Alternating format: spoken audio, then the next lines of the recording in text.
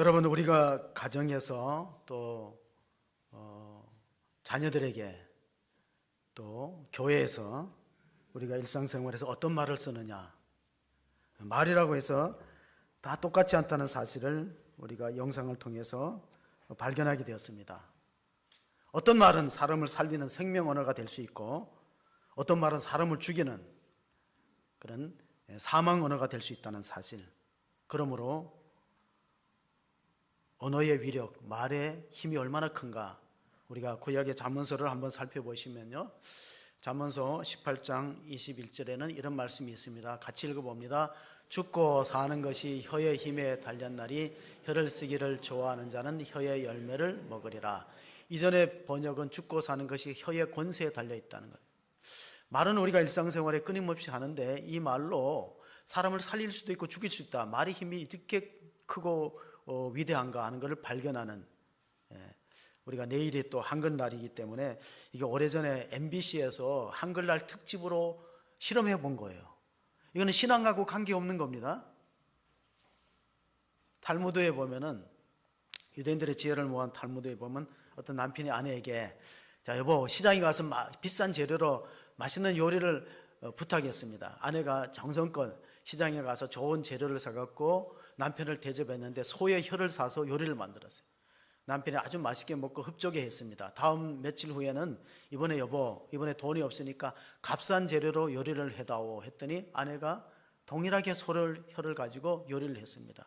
그래서 남편이 의아해서 물어봤습니다. 왜 비싼 재료나 값싼 재료나 똑같은 소의 혀를 사왔느냐. 그러니까 혀는 새치밖에 안 되지만은 이 혀로서 값진 일을 할 수 있고, 정말 남을 살리는 소중한 도구로 쓸 수 있고, 남의 생명을 해치는 그런 폭력적인 도구로도 쓸 수 있는 것. 혀가 갖고 있는 힘이 그렇게 차이가 있기 때문에 탈무드에는 이런 말을 적었습니다. 하나님이 사람을 지을 때 귀는 2개 만들고 입은 1개로 만든 이유가 뭘까? 우리가 들은 것의 절반만 말하면, 또 야고보 사도는 야고보서 1장에 말하기는 더디하고 듣기는 속히하다. 내 사랑하는 형제들아, 너희가 알지니 사람마다 듣기는 속히하고 말하기는 더디하며 성내기도 더디하라. 사람이 성내는 것이 하나님의 의를 이루지 못함이라. 가끔 TV에 국회에서 일어나는 청문회나 국회 모습을 보면요, 전부 이 성경을 안 읽는 것 같아.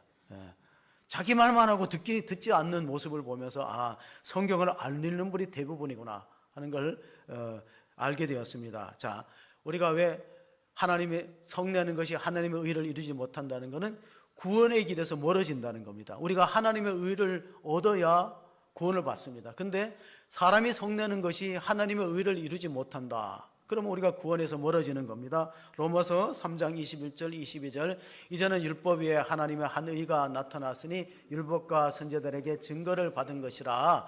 곧 예수 그리스도를 믿음으로 말미암아 모든 믿는 자에게 미치는 하나님의 의인이 차별이 없느니라. 자, 이 당시만 해도 사람들은 유대인들만 구원의 대상이라고 생각했어요. 유대인들은 율법을 지키고 율법으로 말미암은 의로 구원을 얻을 것으로 생각했는데 그렇지 않다는 거예요. 예수님이 십자가에 죽으심으로 그를 믿는 사람에게는 모든 하나님의 의를 선물로 주셔서 믿음으로 의롭다고 구원에 참여한다는 사실입니다. 이게 복음에 우리에게 주시는 놀라운 기쁜 소식이죠.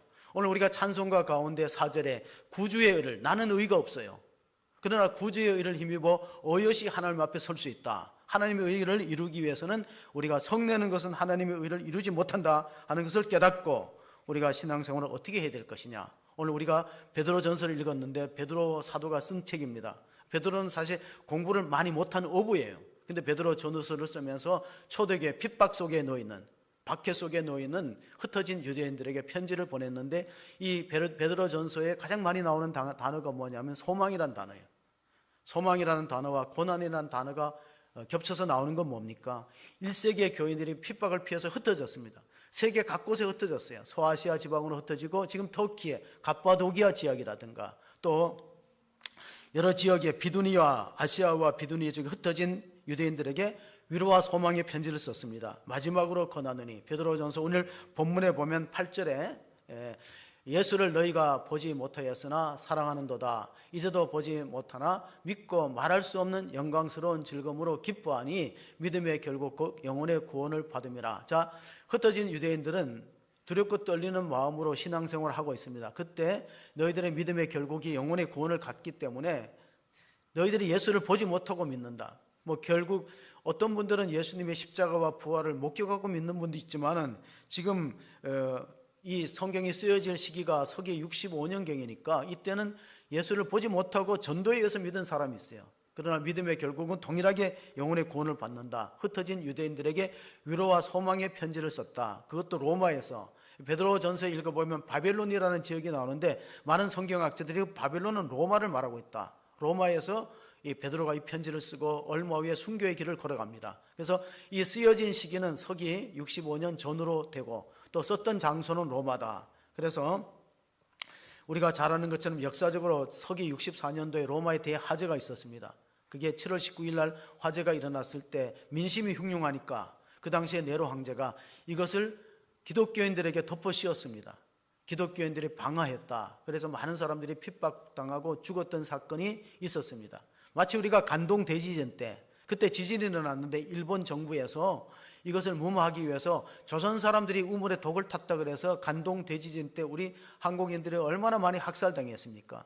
칼로 의해서 또 죽창에 의해서 목숨을 잃었던 불행한 사건들이 있었습니다. 이때 힘들고 어려울 때 이 베드로는 소망의 편지를 보냈습니다. 오늘 본문의 말씀을 8절 9절 읽어보면은 이런 소망의 편지를 보냅니다. 마지막으로 말하는 너희가 다 마음을 같이하여 동정하며 형제를 사랑하며 불쌍히 여기며 겸손하며 악을 악으로 욕을 욕으로 갚지 말고 도리어 복을 밀라. 이를 위하여 너희가 부르심을 받았으니 이는 복을 이어받게 하려 하심이라. 자, 진정한 복은 하나님으로부터 오니까 욕을 받다가 다시 반대로 욕하지 말고 원수 갚을 생각하지 말고 위하여 기도해 주라. 로마 정권을 위해서 하는 말입니다.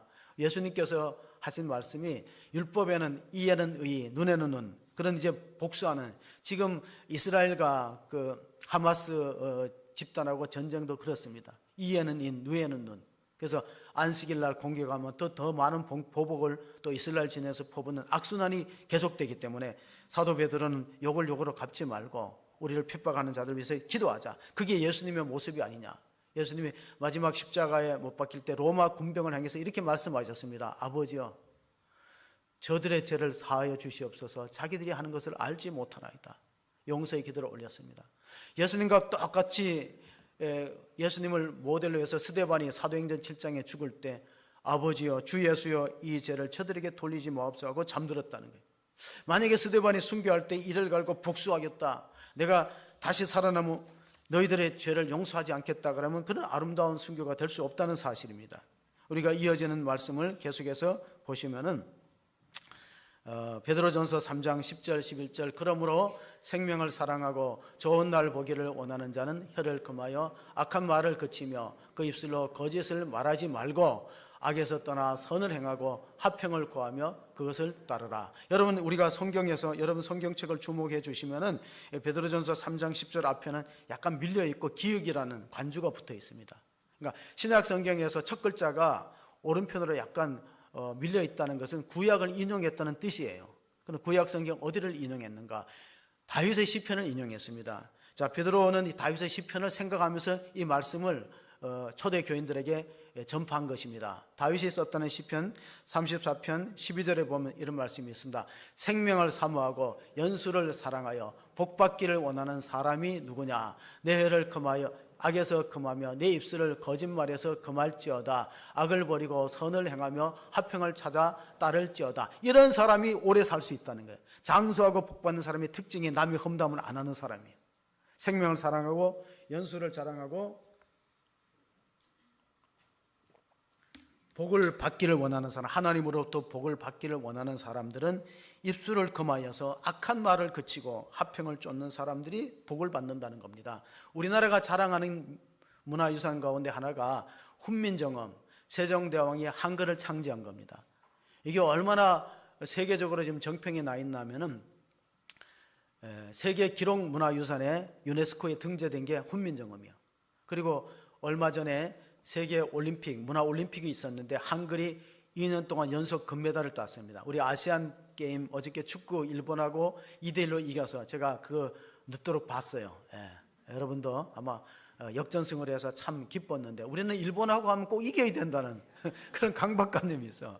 예, 한글이 얼마나 우수한 문자인가. 제가 그 훈민정음을 만들 때 1443년도 46년도에 만들 때 저 먼 나라에서 사신이 와서요, 세종대왕의 뛰어난 지혜로 한글을 만든다 그러니까 자기네 나라 이름은 국호를 지어달라 그랬어요. 세종대왕의 머릿속에는 가나다라 마바사밖에 없기 때문에 그 사신들에게 가나다라고 하라 그래가 그 나라 이름이 캐나다가 된 거예요. 예. 그리고 나서는 그보다 더 많은 사절단들이 더 큰 나라에서 와서 우리도 그 근방에 사는 나라인데 우리나라도 국호를 하나 지어주세요 하는데, 그때 세종대왕이 장영실 문제로 중국과 마찰이 있을 때 골치 아픈데 또 와서 이름을 지어달라니까 밑에 신하들한테 아무렇게나 지어라 그래갖고 아메리카가 되었어요. 예, 미국이. 예, 아메리카 그렇게 된 겁니다. 근데 이번에는 가까운 나라에서 사신이 왔어요. 우리도 좀 이름을 지어주시오 하고 강압적으로 만 이 나라는 조선을 약탈하고 양면을 학살하고 물건을 빼앗아가는 그 나라예요. 그러니까 세종대왕이 신하들한테 저 나라에게 이름을 지어주지 말고 좁혀서 보내라 그래갖고 재팬이라고. 어디 가서 이걸 전하면 안 돼요. 그냥 여러분 하도 지금 웃을 일이 없기 때문에 제가 말하는 거예요. 그러고 나서 저 우리나라보다 큰 나라 상전 노릇하는 대국에서 우리도 지어줘야지 하고 사절단을 보냈으니까 우리는 다른 나라하고 좀 구별되게 지어라 그래갖고 차이나게 지었다 해갖고 차이나라는 이름이 생기게 된 것이다 하는 유래가 있어요. 이거는 그냥 바깥에 나가서 말하시면 안 되고 그 무식하다 그래요. 도둑도 유식한 도둑하고 무식한 도둑이 차이가 있어요. 어느 집에 강도가 들어갔는데 유식한 도둑은요 손 들고 꼼짝 마 그러는데 무식한 도둑은 뭐라 그러죠? 꼼짝 말고 손들어. 꼼짝 말고 어떻게 손들어? 그러니까 이거 공부를 많이 아는 사람은 그렇게 말한다는 거예요. 자, 우리나라가 한글이 어떤 때 가장 유력하게 유용하게 썼냐면요, 성경 번역할 때 한글로 번역했어요. 그러니까 천주교가 우리나라보다 개신교보다 100년 앞서 들어왔습니다. 근데 천주교 교세는 지금 우리 개신교 교세의 3분의 1 정도 돼요. 이유가 뭐냐? 개신교가 성경 번역에 열심을 냈다는 거예요. 우리 개신교에서 영어로 된 성경들 또 히브리 말로 된 성경을 한글로 번역하는데 앞장서고 헌신의 힘을 기울였기 때문에 춘원 이강수 문학가죠, 소설가 춘원 이강수가 뭐 기독교에 대해서 조금 안 좋은 얘기를 했는데 예수교가 조선에 준 큰 은혜는 성경을 한글로 번역해서 반포한 것이다 하고 공개적으로 얘기했어요. 자, 다시 설명합니다. 개신교의 큰 업적 중에 하나가 그 당시에 언문이라 그랬거든요. 옛날에는 한문을 높이 평가하고 한문은 남자 그리고 여성은 언문이라고 하대했는데 그것을 가치를 돋보이게 한 것이 한글로 성경이 번역되었다는 사실입니다. 이사야서에 보면 학자의 혀를 주사, 이사야 선지자가 이렇게 말씀을 주셔서 하나님이 내게 주 여호와께서 학자들의 혀를 내게 주사 나로 공고한 자를 말로 어떻게 도와줄 줄 알게 하시고 아침마다 깨우치시되 나의 길을 깨우치사 학자들 같이 알아듣게 하시도다. 한글로 성경이 번역되므로 공부를 많이 못한 사람도 성경을 읽을 수 있었어요.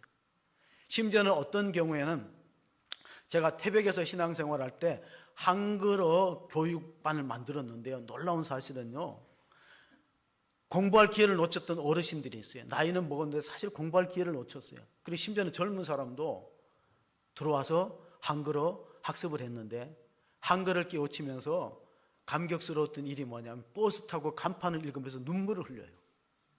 내가 까막눈이어서 배움의 기회를 놓쳤는데 버스를 타고 지나가도 간판을 못 읽었거든요. 근데 교회에서 가르치는 한글어 학습을 하고 나서 한글을 깨우치고 성경을 읽고 버스를 타고 지나가면서 간판을 읽으면서 눈물을 흘려요. 이만큼 우리가 한글이 위대한 업적을 나타냈기 때문에 우리가 학자의 혀를 가지고 공부한 사람들, 어려운 사람을 깨우치는 일이, 그게 바로 선지자의 사명이라는 겁니다. 이사야 선지자가 선지자로 부름을 받을 때 이사야서 6장의 5절에 보면 하루도 나여 나는 만군의 여호와를, 입술이 부정한 사람인데 만군의 여호와를 성전에서 만났다는 참회의 기록이 있습니다. 자, 이사야는 위대한 선지자고 예언자입니다. 근데 그가 성전에서 하나님의 영광스러운 임재를 체험하고 스랍들이 거룩하다 거룩하라 거룩하라는 창화하는 소리를 들으면서 자기 입술이 부정하고 악하다는 걸 회개했어요. 나는 입술이 부정한 백성 중에 거주하면서 만군의 왕을 배웠기 때문에 구약에는 이런 말씀이 있습니다. 하나님을 면전에서 만나면 그 자리에서 죽는다. 거룩하신 하나님을 죄인이 그 자리에서 만나면 죽게 되어 있어요. 그래서 하나님 내가 죽지 않게 살려달라 그러니까 스랍들이 천사들이 제단 숯불을 띄어서 입에다 대니까 내 죄가 사해지고 악이 사해졌다. 우리가 찬송가 가운데 제단 숯불 내 입술에 대니 내가 어찌할까 주여 나를 보내주옵소서. 이건 이사야서 6장을 가지고 찬송가 가사를 만든 겁니다. 독일의 철학자 가운데 마틴 하이데거는 언어는 존재의 집이라 그랬어요. 사람은 누에 고치가 그 누에 실을 뽑아내듯이 사람은 자기 말한 대로 인생이 가는 거예요. 언어는 존재의 집이다. 야고보서에 보면요, 우리가 말이 배의 키와 같은 말씀이 있습니다. 야고보서 3장 4절 5절 보시면은 또 배를 보라, 그렇게 크고 강풍에 밀려가는 것들을 지극히 작은 키로서 사공의 뜻대로 운행하나니 이와 같이 혀도 작은 지체로 돼 큰 것을 자랑하도다. 보라 얼마나 작은 불이 얼마나 많은 나무를 태우는가. 여러분 산불이 나면은 엄청난 피해가 있는데 처음에는 작은 불씨로 시작되는 거예요. 말도 그래요. 여러분 우리가 다윗이 기도하는 가운데 하나님 나를 구설의 다툼에서 면하게 해주세요. 말을 잘못한 것 때문에 그걸 설하라고 그럽니다. 우리가 글을 잘못 써갖고 어려움을 당하는 사람은 필하라 그래요. 어떤 사람이 글을 잘못했다가 군사 정권 때 쫓겨났어요. 당신은 언론인 자격이 없다. 그럼 필하예요. 말을 잘못하면 설하라는 거예요. 이게 말을 잘하기가 쉬운 것 같으면서 참 어려운 거예요. 말은 씨와 같고 말은 키와 같다. 말은 배의 키와 같다. 인생의 방향을 결정짓는 거예요. 그리고 또 말은 씨와 같아서 우리가 어릴 때 말은 씨가 된다. 어른들로부터 그런 말씀을 들었습니다. 다윗은 얼마나 말을 조심해서 가려 했는 정치 지도자냐면요, 시편 121편 2절 3절에 보면요, 다윗은 자기 입술로 보초병을 세워달라고 했어요. 나의 기도가 주의 앞에 분향한 같이 되며 나의 손드는 것이 저녁 제사같이 되게 하소서. 여호와여 내 입에 파수꾼을 세우시고 내 입술의 문을 지키소서. 그러니까 정치가인데 다윗은 왕인데도 자기 입술에 파수꾼을 세워서 말 조심하고 말로서 구설의 다툼을 명쾌하고 그런 아주 언어에 대해서 상당히 신경을 썼던 지도자라는 걸 알 수 있습니다. 그러니까 다윗이 복받은 이유 중에 하나가 뭐냐면 절대 험담을 안 해요. 사울왕이 그렇게 죽이려고 하고 또 아들 압살롬이 반역을 일으켜서요, 피난 가는 길에 시므이라는 사람이 저주했어요. 시므이는 사울의 친척이거든요. 저 다윗의 꼬라지 좀 보라. 저 왕이라는 사람이 아들이 반란을 일으켜서 저렇게 도망가는 모습을 보라. 참 그렇게 조롱했는데 밑에 부하가 아비새나 요압의 장군들이 가서 한 칼에 베어버릴까 하니까 놔두라 그랬어요. 한 칼에 베지 마라. 하나님이 저 사람 입을 통해서 나 깨우치라고 주는지도 모르니까 얼마나 마음이 너그럽고 정말 믿음이 담대했는가. 절대 말로서 험담하지 않았어요. 그게 다윗이 복받은 이유예요. 그래서 다윗의 시편 34편에 장수하고 싶으냐 복받고 싶으냐 혀를 잘 관리하고 조심하라. 언어가 새로워지면 삶이 새로워진다 하는 사실을 깨달은 지도자였습니다. 우리가 계속해서 베드로전서 3장 12절에 보면 기도가 응답될 때 어떤 사람이 응답되느냐. 의인의 입술은 기도가 응답이 잘 되는 거예요. 주의 눈은 의인을 향하시고 그에게는 의인의 간구에 기울이시되 주의 얼굴은 악행하는 자들을 대하시느라 하였느니라. 그러니까 똑같이 기도해도요, 의인의 기도는 상달이 잘 된다는 거예요. 그러나 악인의 기도는 하나님이 듣지 않을 수도 있어요. 잠언서 보면요, 똑같은 말을 하더라도 잠언서 15장 3절 4절에 보면요, 여호와의 눈은 어디든지 악인과 서인을 감찰하시느니라. 온순한 혀는 곧 생명나무이지만은 패역한 혀는 마음을 상하게 하느라. 우리가 말로 마음을 상하게 하는 일이 얼마나 많으면 모로코라는 나라 있죠. 모로코에는 이런 속담이 있어요. 말로 입은 상처는 칼로 입은 상처보다 오래 간다. 입술에 30초가 가슴에 30년이 된다. 제가 신혼 초에 말을 실수했는데요, 30년이 넘도록 들어요. 예. 아이고 고장난 레코드처럼. 예. 그래서 그럴 때 제가 피해버려요. 아이고 기억력이. 근데 일주일 전에 거는 잊어먹어. 일주일 전에 잊어먹는데 그 신혼 때 내가 실수한 거는 왜 안 잊어먹을까?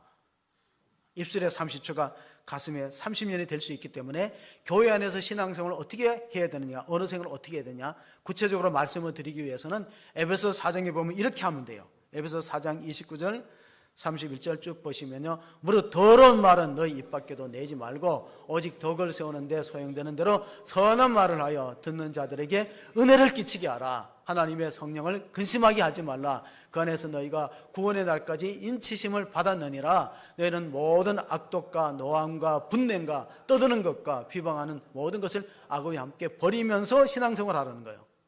그런 사람이 구원에 합당한 사람. 성령께서 도장을 쳤다는 거 뭡니까? 30절, 너는 구원받을 백성인데 구원받을 백성은 입이 새로워지고 언어가 달라야지. 안 믿는 사람하고 언어가 똑같아서 되겠느냐? 여러분, 우리 한국 정치에는 유머가 너무 없어요. 그래서 제가 그게 안타까워요. 지도자는 유머가 있어야 되는데, 링컨은요, 하원 의견 선거할 때 그 더글러스라는 사람이 그렇게 비방했어요. 이렇게 비방했어요. 링컨은 이중인격자다. 이중인격자 얼마나 모욕적이야. 얼굴이 둘이다. 이중인격자다. 그렇게 이제 더글러스가 공격을 했습니다. 이 정치인들은 상대방의 약점을 공격하는 것이 대부분이잖아요. 근데 링컨은 여유있게 말했습니다. 여러분, 내가 만약에 이중인격자가 얼굴이 두 개면 지금 이 자리에서 이렇게 못난 얼굴로 나왔겠습니까?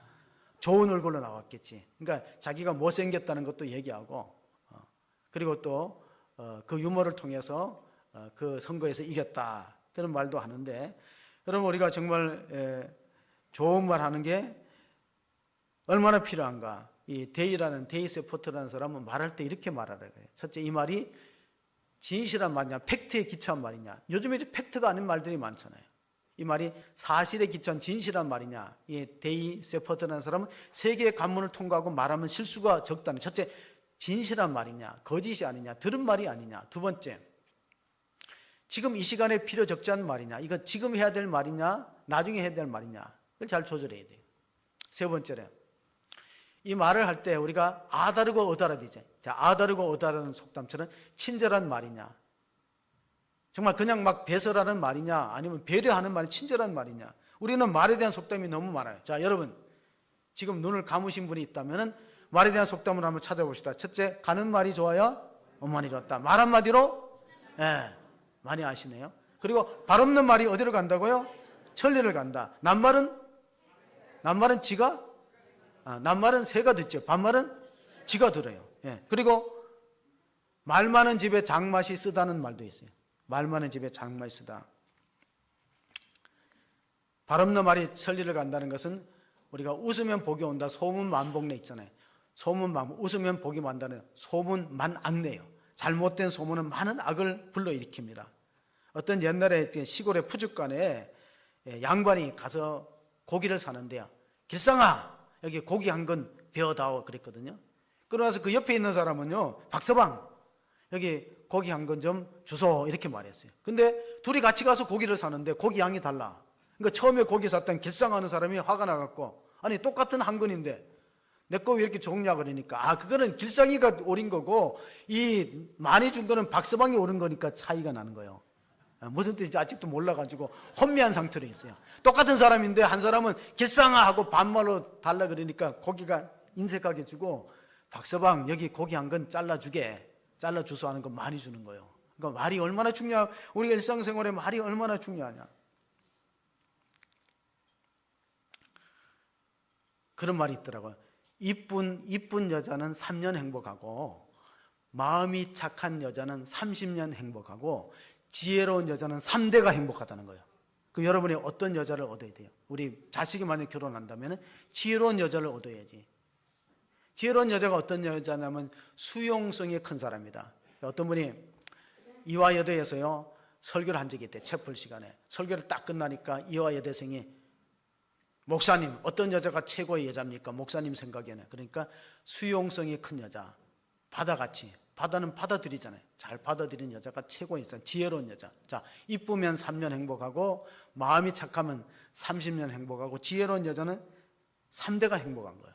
이것도 별로 안 좋아하는 여성들이 있어요. 이거 뭐 국민은행에서 낸 광고를 제가 인용한 건데요, 결혼할 시기가 언제냐? 우리가 자녀들이 결혼할 시기는 판단력이 흐려질 때 결혼하는 거예요. 이혼할 시기가 언제냐? 인내력이 바닥에 났을 때 이혼하는 거예요. 재혼할 때가 언제냐? 기억력이 희미해질 때, 그때 재혼하게 되는 겁니다. 여러분 참고로 들으시고, 교회 안에 어떤 말을 써야 되는가? 우리가 야고보서에 보면요, 야고보서 3장 2절 3절에 말에 실수가 없으면 온전한 사람이에요. 여러분, 말에 실수 없기가 참 어려워요. 저도 말하는 직책을 갖고 있지만 항상 조심하고 애를 씁니다. 야고보서 3장 2절 3절에 보시면은 누구든지 말에 실수가, 우리가 다 실수가 많으니 만일 말에 실수가 없는 자라면 곧 온전한 사람이라 능히 온몸도 근래 씌우리라. 우리가 말들의 입에 재갈을 물리는 것은 우리에게 순종하게 하려고 그 온몸을 제어하는 것이야. 자, 말의 입에만 재갈 물리는 게 아니에요. 여러분, 그러니까 두루마리가 두루마리가 아니고 뭐죠? 날아가는 새? 두루미죠, 두루미. 예. 이렇게 말에 실수가 있다니까요. 예, 이해하고 들으세요.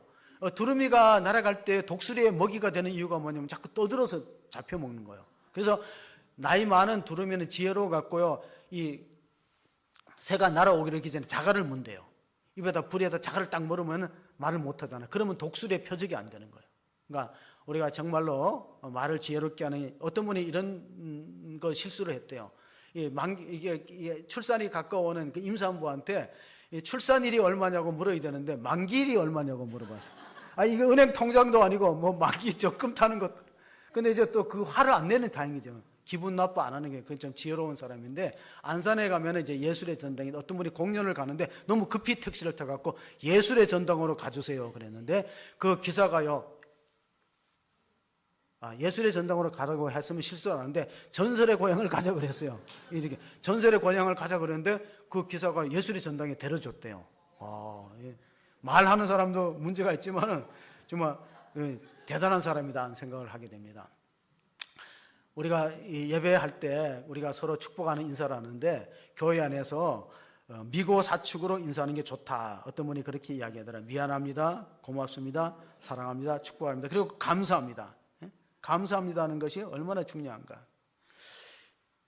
최근에 우리나라에서 그 불안장애로 고통받고 우울증으로 고통받는 숫자가 200만을 넘어섰대요. 상당한 숫자예요, 인구에. 불안장애가 뭡니까? 굉장히 이제 그 불안장애는 여러 가지 이제 뭐 공황장애로 이어질 수 있고, 긴장되고, 우리나라에는 1등만 알아주는 나라예요. 뭐든지 1등 하니까 경쟁이 심하고, 또 자녀들은 심리적인 압박을 받기 때문에 불안장애로 고통당하거나 또는 이제 우울증으로 힘드는데, 이게 경쟁사회 속에서, 비교하는 문화 속에서 생긴다는 겁니다. 그래서 정신신경학교 의사들이요, 100명이 모여갖고 우리 한국 사람들 어떻게 정신적으로 건강하게 할 수 있느냐를 몇 가지 수칙을 밝혔는데, 그 10개 중에서 제가 몇 군데만 얘기하면, 첫째, 칭찬하는 습관을 기르라. 누구라도 칭찬하라. 감사하는 마음을 빼앗기지 말라. 또 반갑게 인사하라. 일부러라도 웃는 표정을 지어라. 여러분, 인물은 부모 탓이지만 인상은 자기 탓이에요. 여러분, 옆 사람 한번 인상을 보시고 이렇게 한번 우리가 칭찬합시다. 이렇게 칭찬해요. 최근에 이제 노벨상이 수상자들의 뭐 평화상, 이번에 노벨 평화상은 이란의 여성 인권운동가인데, 옆 사람 먼저 보고 이렇게 인사합시다. 인상을 보니까 노벨 평화상감입니다. 인사합시다. 옆 사람 인사해. 시작. 인상을 보니까 노벨 평화상감이야. 얼마나 좋은 칭찬. 인상을 보니까 노벨 평화상감이야. 교회 공동체 평화를 추구하는 사람들이 많아야 돼요. 합평케 하는 사람 복이 있나니 저희가 하나님의 아들의 일컬음을 받을 것이다. 마태복음 5장 9절의 말씀. 합평케 하는 사람, 피스메이커가 많아야 돼요. 지금 노벨 평화상, 문학상 다 발표됐어요. 노벨 문학상은 노르웨이 작가 연 포세가 돌아갔는데, 연 포세는 이런 평론가들이 이렇게 평가하더라. 말로 표현할 수 없는 것을 글로 잘 이렇게 표출한 작가다. 제가 가장 먼저 노벨 문학상을 읽었을 때가 사무엘 베케트라는 아일랜드 작가의 고도를 기다리며, 에스트라 공화가 블라디미르가 나오는데요, 희곡입니다. 제가 그 신문에 난 거를 중학생 때 한번 읽어봤어요. 신문에 그 노벨상 희곡이 나왔더라고요. 그래서 읽어봤는데 재미가 그렇게 없는 소설이 세상에는 없을 거예요. 사무엘 베케트의 고도를 기다리며, 여러분 한번 관심 있으면 서점에 가면 있는데, 참 세상에 이렇게도 재미없는 책이 있을까 하는 정도예요. 근데 그 영국어로도 만들었어요. 고도. 그러니까 그 고도라는 게 신을 말하는 것 같아요. 나중에 이제 제가 나이가 먹어서 보니, 그 고도라는 것이 신을 말하는, 신을 기다리는 사람들의 이야기다. 그 다음에 이제 1970년대 노벨상은 책으로 사서 읽었어요. 솔제니친이 썼다는 이반 데니소비친이 하는, 이거는 상당히 감동적인 책이에요. 제가 그때 10대의 나이도 이걸 읽으면서 제가 왜 거기에 자꾸 읽었냐면 제가 어릴 때 꿈이 문학에 대한 꿈을 갖고 있었어요. 근데 이루지 못했지만 그래서 노벨 문학상을 어릴 때부터 관심을 갖고 읽었던 게 10대 시절에 아마 중학교 3학년 때쯤 그 솔제니친의 이반 데니소비치, 이거는 스탈린의 정권에 의해서 수용소로 갔는 시베리아 형무소에 갔던 일지를 적었어요. 그 가운데 신앙이 얼마나 중요한가. 이 사람들이 정말 죽지 않고 버틸 수 있는 힘이 신앙이 있었다. 성경을 몰래 감추고 베개 밑에 감추고 침대에 받치고 글 읽고, 그리고 강제 노역을 할 때 힘들면은요 삽을 가지고 바닥에다가 십자가를 그어요. 그럼 옆 사람 동료가 알아채려는 거예요. 십자가를 그으면은 너도 예수 믿느냐, 나도 예수 믿다. 이 고통과 우리가 이거 힘든 시기를 잘 이겨내자. 그래서 나중에 이제 수용소에서 나왔죠. 솔제니친의 수용소에 나와서 서방 세계에 가서 러시아의 학정을 폭로해 버렸어요. 그리고 노벨 문학상을 받았는데, 우리가 야고보서 3장 9절 10절을 보면 입술을 가지고 우리가 하나님 찬양할 수 있어요. 그리고 이웃을 저주할 수 있습니다. 이러므로 이것으로 우리가 주 아버지를 찬송하고 또 이것으로 하나님의 형상대로 지음을 받은 사람을 저주하느니 한 입으로 찬송과 저주가 나오는도다. 내 형제들아, 이것이 마땅하지 아니하니라. 유대교의 경전 가운데 탈무드 말고 미드라시가 있는데, 미드라시는 험담은 세 사람을 죽인다 그랬어요. 첫째, 험담의 대상자가 되는 사람이 죽는 거예요. 헐뜯기는 사람. 두 번째, 그 말을 옆에서 듣고 있는 사람도 피해를 입어요. 그러므로 누군가가 험담하면 나한테 영적으로 상당히 안 좋은 영향을 미치기 때문에 그런 말을 하지 말라고 부탁을 하셔야 돼요. 그리고 본인도 해를 입는 거예요. 여러분, 내가 남한테 독한 말을 하면 그 독이 나를 먼저 해치고 가는 거예요. 그걸 아셔야 돼요. 내 건강을 해치고 내 생명을 삭감하는 그런 피해를 입히면서 남한테 가지, 내 입술의 말이 다른 사람한테 가기 전에 나를 먼저 해친다는 것을 알고 우리가 어떻게 말해야 되는가 하는 사실을 잘 아시면서 데살로니가전서 5장에 그 바울이 한 말을 보면요, 바울은 그런 말을 했습니다. 항상 기뻐하라, 쉬지 말고 기도하라, 범사에 감사하라. 이는 그리스도 예수 안에서 너희를 향하신 하나님의 뜻이다. 우리가 전도를 할 때 만약에 평소에 남한테 험담을 하거나 불평 원망이 가득한 입술을 가지고 예수 믿으세요 하면요, 이웃 사람이 그렇게 말해요. 당신이나 잘못이세요. 그렇지 않아요? 그렇게 되잖아요. 그러니까 평소에 덕스러운 말, 은혜 끼치는 말, 남을 배려하는 말을 하고 복음을 전하면 그럼 사람들이 귀담아 듣지 않겠습니까? 우리의 입술의 복음의 비밀을 담대하게 선포하기 위해서는 입술이 성화되는 훈련이 필요하다는 사실을 기억하기를 바랍니다. 골로새서 4장 5절 6절에 바울이 골로새 교인들에게 주시는 말씀입니다. 외인에게 대하여는 지혜로 행하며 세월을 아끼라. 너의 말을 항상 은혜 가운데서 소금으로 맛을 낸과 같이 하라. 그래야만 각 사람에게 마땅히 대답할 것을 알리라. 여러분, 외인을 안 믿는 사람에게 전도하려면 우리 입술이 성화되고 거룩해지고 우리가 이웃의 은혜를 끼치고 다른 사람을 배려하는 말로 할 때에 설득력이 있다는 거예요. 여러분, 설교자가 강단에서 거친 말하고 오염된 언어를 쓰면 그 사람 영성에 문제가 있는 거예요. 그런 말을 거침없이 강단을 오염시키는 말을 한다면, 속된 말 하거나 그런 말을, 거친 말을 강단에서 하지 말고 거룩한 말라 성화된 말을 할 때 성도들이 영혼이 살아난다. 그래서 이 문제에 대해서는 상당히 신중을 기하고 천박한 언어 그런 것들을 자제하고 좀 하나님 앞에 거룩한 말씀의 대언자로 서기 위해서 우리 자신이 먼저 얼마나 자신을 소금을 고르게 뿌려서 부드럽게 하잖아요. 그런 소금을 골고루 내치면 맛을 내는 동시에 배추가 부드러워지는 거예요. 언어를 우리가 잘 사용하는, 어떻게 보면 설교자는 언어의 마술사가 되려는 훈련을 해야 돼요. 그렇지 않고는 이 시대에 언어가 오염되고 저속하고 탁한 말들이 얼마나 많이 사용되는지 청소년들이 말하는 거 보면 절반이 욕이에요. 이것도 사실 부모님들 세대에 책임이 많은 거예요. 의사가 병원에 가면은요, 가장 먼저 보는 게 뭐 이렇게 스텐으로 된 납작한 걸 가지고 입을 벌려서 혀를 누르더라고. 목을 보는 것 같아. 목이 부었나. 근데 이걸 혀를 보거든요. 그러니까 목과 혀를 보는 이유가 뭐예요? 육체의 건강은 혀를 보면 알고 영적인 건강은 말을 보면 알아요.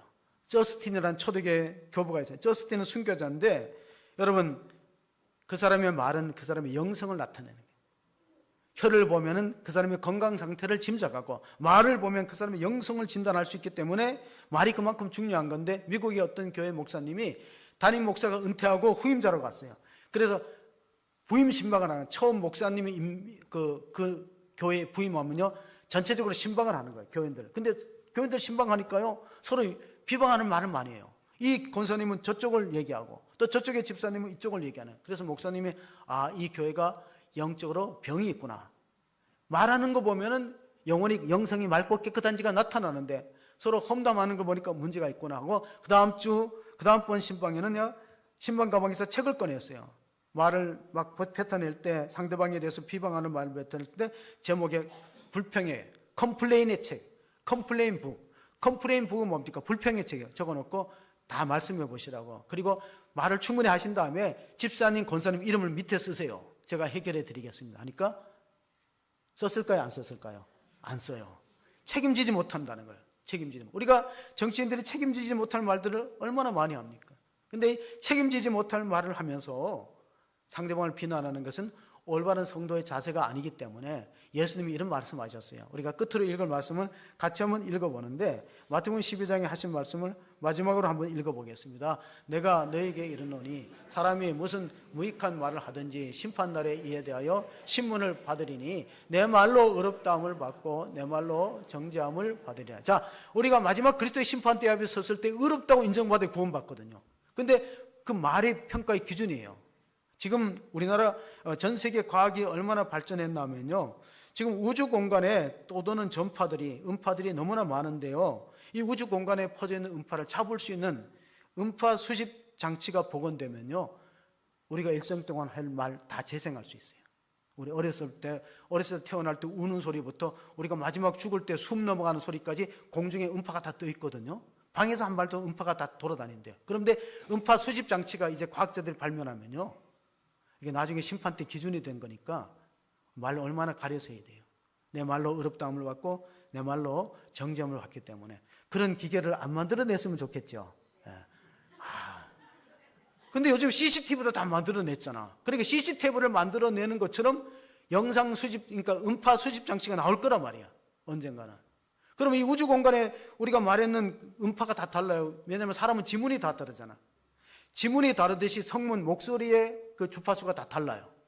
그러니까 충분히 잡아낼 수 있어요. 우리 뒤에 계시는 분들, 우리 젊은 신혼부부나 또 우리 청년들 다 무슨 말 하는지 다 잡아낸다. 자동차에서 한 말도 잡아내. 이게 무서운 시대에 우리가 살고 있습니다. 나도 그런 세상에 살고 싶지 않은데, 우리가 그리스도의 심판대 앞에 이 말을 못하는 거, 말은 인격이거든요.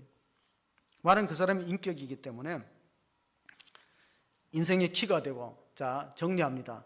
말은 씨가 되기 때문에 우리가 말한 것이 성취될 수가 있어요.